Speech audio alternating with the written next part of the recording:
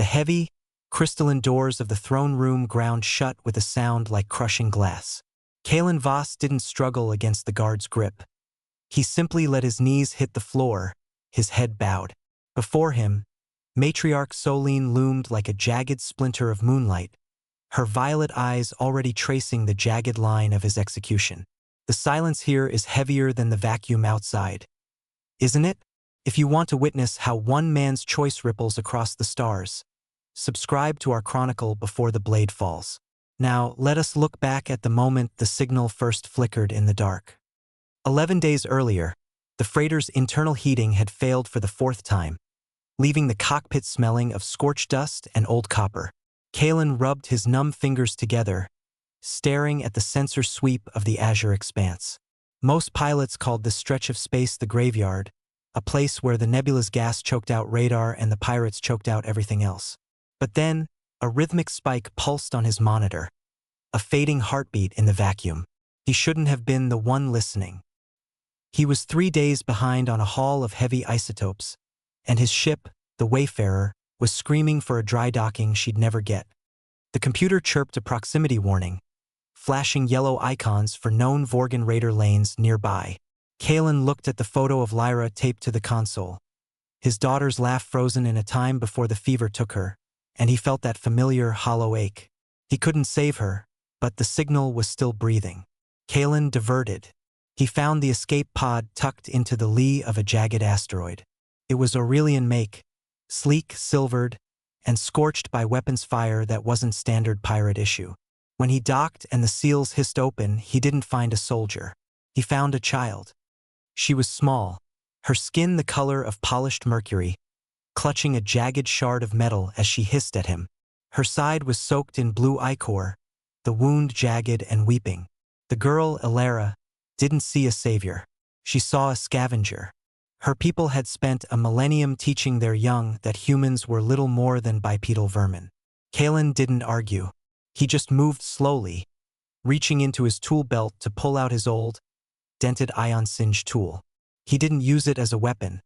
He used the heat induction tip to cauterize a leaking fuel line in the pod so they wouldn't both blow up, then set the tool aside on a crate.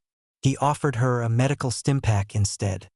It took 2 hours of hovering in the doorway before she let him close enough to press the translucent patch to her skin. The translator on his collar struggled with her dialect, spitting out fragments of ancient, melodic hate, but Kalen just kept his hands visible and his voice low. Sometimes the smallest bridge is the hardest one to cross. If you're finding yourself rooting for this unlikely pair, subscribe to follow their journey into the heart of the Forbidden Zone. They spent 3 days in the cramped quarters of the Wayfarer. Elara eventually stopped hissing, though she watched Kalen with a wary, piercing intensity. She noticed how he ate the worst of the rations and gave her the nutrient-dense pastes. She watched him work on the ship's failing stabilizers with that same dented ion singe tool, his movements rhythmic and tired. The ship was a reflection of the man, scarred, holding together by sheer will, and carrying a weight it wasn't designed for. When he told her, through the stuttering translator, that he was taking her home to Horus Prime, she finally spoke a word he understood: death. To the Aurelians, a human entering their space wasn't an explorer. It was an infection to be purged. Kalen knew the risk. He'd seen the blockade runners turn to atoms by Aurelian beams. But as he watched the girl trace the dent on his repair tool with a silver finger, he realized it wasn't about who she was. It was about who he needed to be. He had spent years running from the ghost of a girl he couldn't protect. He wasn't going to let this one go too. By the time they reached the refueling depot at Orin's Belt, the Vorgan slavers had caught the scent. They didn't want the freighter. They wanted the silver-skinned prize hiding in the vents. Kalen felt the station vibrate as the raider's boots hit the docking ring.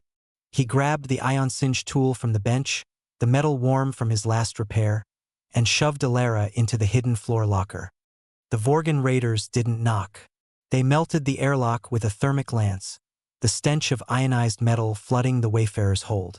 Kalen stood in the center of the bay, his breath shallow, his grip tightening on the dented ion singe tool.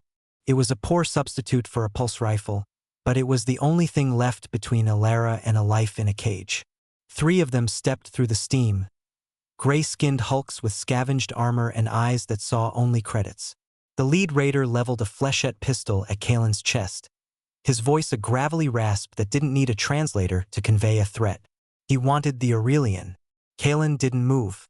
He didn't speak. He just thumbed the power setting on the repair tool to its maximum thermal output, the tip beginning to glow a soft, dangerous orange. The first hit caught Kalen in the ribs, a blunt force strike from a heavy combat boot that sent him spinning into a bulkhead. He felt something inside snap, a hot flash of agony that threatened to dim his vision, but he surged forward before the raider could aim. He jammed the white-hot tip of the ion singe tool into the gaps of the lead raider's chest plate. There was a sickening hiss of melting composite and a roar of pain. He fought with the desperation of a man who had already lost everything once. He took a knife across the forearm and a kinetic pulse to the shoulder that deadened his left side, but he kept swinging that heavy, dented piece of industrial hardware like a mace. By the time the third raider retreated toward the airlock, leaving his companions curled on the deck, Kalen was coughing up something dark and metallic. He didn't wait for them to return with reinforcements. He crawled to the cockpit, his vision blurring, and punched the ignition sequence with trembling fingers. The Wayfarer groaned, her engine screaming as he pushed them past the red line, punching into the void toward the silver-veined nebula of Horus Prime. And now, in the tribunal hall, under the silence of 300 species, he still hadn't spoken. One of the adjudicators leaned forward, her voice like cold silk, asking if the trespasser had anything to say before the sentence was carried out. Kalen looked up, his face a map of bruises and dried blood, and simply looked at Alara. She stood among the highborn, a small silver spark against the oppressive grandeur of the throne room. Before the matriarch could signal the guards, the child stepped forward, breaking 1,000 years of rigid protocol. She didn't use a translator.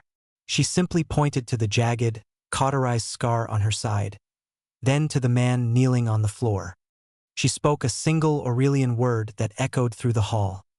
Protector. The matriarch's gaze shifted. She saw the human not as a scavenger but as a shield. She looked at the dented ion singe tool sitting on a ceremonial tray, the weapon that had been confiscated from him, and saw the marks of a dozen repairs, the wear of a life spent fixing things rather than breaking them. The executioner's blade stayed sheathed. The dawn on Horus Prime was a bruised purple, casting long shadows over the landing pad where the Wayfarer sat, her hull polished to a mirror finish by Aurelian engineers. Kalen walked slowly, his side taped and his gait heavy, stopping at the base of the ramp.